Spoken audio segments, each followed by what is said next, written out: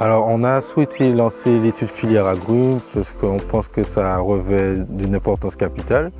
Premièrement, parce que le consommateur est habitué à ces agrumes en Martinique, notamment les citrons, par exemple, les oranges, et qu'on sait qu'il y a une affection particulière du consommateur pour ces agrumes. Et puis, on pense qu'il y a quand même un gros potentiel en Martinique pour développer cette filière, qui peut être une filière structurante pour l'agriculture martiniquaise. Effectivement, c'était une filière florissante et malheureusement, avec le HLB notamment, ça a été l'hécatombe. Et maintenant, je pense qu'il est temps, effectivement, grâce à un travail commun des agriculteurs, de la recherche, même des administrations, de pouvoir relancer la filière et ne pas rester dans une fatalité, quoi. Moi, je dis qu'il y a quelque chose à faire, et notamment le citron, parce que dans les habitudes des Martiniquais notamment, et enfin des îles en général, on utilise énormément le citron. Donc du coup, j'ai créé une partie pépinière et notamment pépinière d'agrumes, pour faire face aux difficultés des fois que les agrumiculteurs rencontrent en Martinique. Notamment des problèmes de maladies, ce qu'on appelle une des premières causes de difficultés dans la production des agrumes au début, c'était la tristeza. La tristeza, qui était le principal frein à la production d'agrumes. Et petit à petit, nous nous sommes plus ou moins adaptés. Et aujourd'hui, de toute façon, dans toute la Martinique, il y a la fameuse tristeza. Donc on cherche des alternatives pour aider la plante à quand même produire sous contrainte tristeza. Dans la mesure où nous avons plusieurs maladies, la tristeza qui était présente, qu'on appelle le dépérissement des agrumes, et qui était présent depuis très longtemps, qui est présent partout, mais sont apparues depuis à peu près une dizaine d'années, 2 autres maladies vraiment problématiques, qu'on appelle des maladies de quarantaine, c'est-à-dire des maladies contre lesquelles on a une obligation de lutte. C'est le HLB, ce qu'on appelle la maladie du greening, qui entraîne aussi un dépérissement de la plante, des fruits qui se rabougrissent. Le HLB va se transmettre par le psylle, qui est un petit insecte sur le même principe que la dengue, c'est-à-dire que quand le moustique vous pique, il vous transmet la dengue. Et là, quand le psylle pique la plante, il va lui transmettre le HLB. Le HLB, c'est pas un virus, c'est une bactérie, mais elle va se développer dans la plante et elle va tuer la plante en fait en rétrécissant les vaisseaux et en empêchant la sève de monter à l'intérieur. Et la 3e maladie, la plus embêtante, c'est le chancre. Le chancre citrique, c'est une bactérie qui vit soit sur les tissus d'agrumes, les tissus verts, alors les fruits, les feuilles, les tiges quand elles sont encore vertes, qu'il n'y a pas de bois, et qui survit aussi dans l'eau jusqu'à 24-48 heures. Donc la particularité de cette bactérie, c'est qu'en fait elle fait se développer des grosses taches un peu liégeuses qu'on appelle des chancres, qui déprécient beaucoup les fruits en les rendant secs, un mauvais aspect et tout ça. La particularité, c'est que la Martinique, c'est la seule île des Antilles, de la Caraïbe, où cette bactérie est présente. Du coup, alors, on intervient à plusieurs niveaux, donc au niveau des pépiniéristes et de la production de plants. Donc il y a un intérêt stratégique à mettre le maximum de sécurité pour que les plants soient sains chez les pépiniéristes, et donc les professionnels et tout un chacun puisse avoir accès à des plants de qualité, sains, sans maladie, qui seront productifs. Donc c'est pour ça qu'on cherche à produire des plants sains, que nos plants sont testés, sont greffés, sont identifiés, et nous avons tout un principe de mise en place d'identification et de suivi de la traçabilité. Nous nous engageons à faire des plants sains. Ce qui garantit surtout leur côté sain, c'est la méthode de production. C'est-à-dire que les graines, ce ne sont pas des graines qui sont faites au champ en Martinique, ce sont des graines qui sont importées. Il y a très peu de producteurs de graines d'agrumes dans le monde de porte-greffe, il y en a à peu près 5 ou 6. Nous avons toute une traçabilité, donc les mamans qui sont les pieds mères, qui vont être greffés donc, sur ces porte-greffes qui vivent en serre insecte-proof, qui sont nées de leurs graines en serre insecte-proof, c'est-à-dire des serres entièrement fermées comme celle où on est actuellement. Ces graines donc, ne sont jamais sorties pour l'instant en extérieur, et les mamans vivent depuis qu'on les a fabriquées, c'est-à-dire les pieds mères sur lesquels on prend nos greffons, vivent également dans des serres fermées comme ça. Entre chaque plant, nous désinfectons nos outils, aussi bien pour la taille que pour le greffage. donc de manière à être sûr de ne pas transmettre les maladies de l'une à l'autre.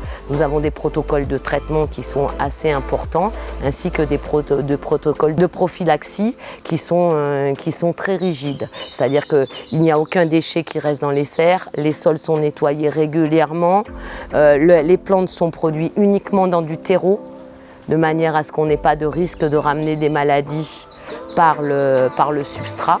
Et l'intérêt, il est très important que les plants soient sains parce qu'actuellement la filière martiniquaise d'agrumes est en souffrance. Nos plants sont testés tous les 3 mois par les services de la Salim. Il y a des prélèvements qui sont faits à hauteur d'une 20aine de prélèvements par serre, aléatoires en fonction de l'état des plants, etc., qui sont choisis par les gens qui prélèvent. Donc il y a une surveillance qui est renforcée, qui est mise en place donc, dans le cadre de la réglementation et d'un arrêté préfectoral de 2022. Donc pour s'assurer qu'il n'y ait pas du tout de HLB. Chez le pépiniériste qui produit des agrumes par un contrôle chaque trimestre, mais aussi chez les revendeurs. Et aussi pour favoriser cette sécurité, il y a les abords des pépinières qui sont surveillés aussi pour s'assurer qu'il n'y ait pas d'arbres malades à proximité qui pourrait être une source de contamination pour la pépinière.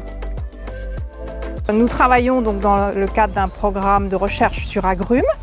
Et dans cette serre insect-proof, vous avez derrière moi une protection, une conservation d'hybrides que l'on a déjà présélectionnés d'un programme d'évaluation au champ suite à des analyses agronomiques et des analyses aussi pomologiques, c'est-à-dire constater, observer toutes les qualités organoleptiques.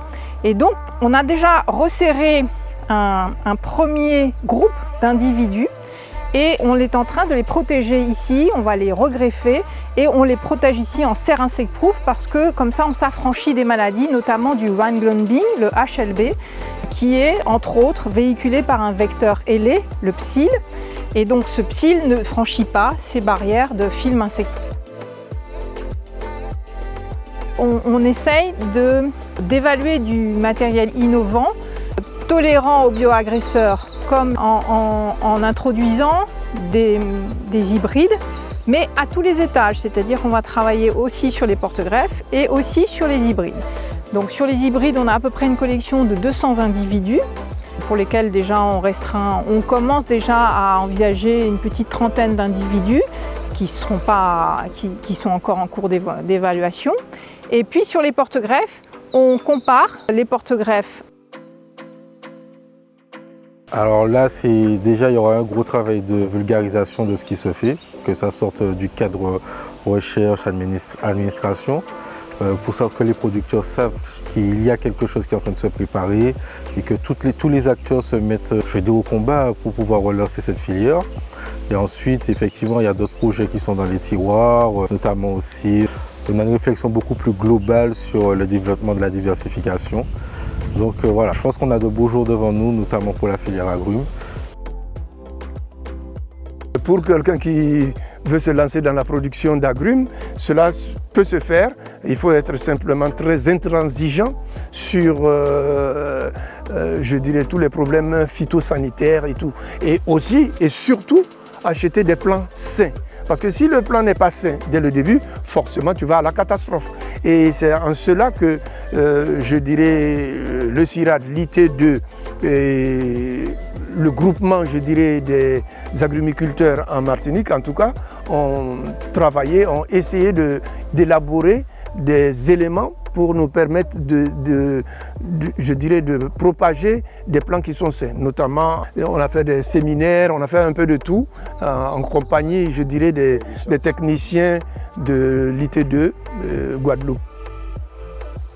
Effectivement, depuis une dizaine d'années, nous accompagnons les pépiniéristes dans un schéma de production de plants sains et de qualité.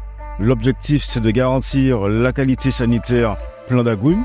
C'est de faire en sorte que la réglementation soit respectée et c'est aussi de maintenir cette production pour la relance de la production en verger. Alors effectivement, en 2023, sous l'impulsion de la MAFEL, l'interprofession fruits et légumes, nous avons réalisé un état des lieux de la filière agrumes en Martinique afin de connaître les forces en présence, les faiblesses de cette filière et de voir quels sont les leviers possibles pour relancer cette filière en Martinique qui a beaucoup diminué. Aujourd'hui, on est autour de moins de 200 hectares de production d'agrumes, ce qui est insuffisant pour la production martiniquaise. Alors, nous avons mis en place un cahier des charges pour l'ensemble des pépiniéristes, cahier des charges qui permet la production de plants sains et de qualité. Et ça permet de garantir à la fois la qualité sanitaire et le respect de la réglementation. Nous avons mis également un cahier des charges pour les producteurs en verger qui souhaitent s'installer ou qui sont déjà installés.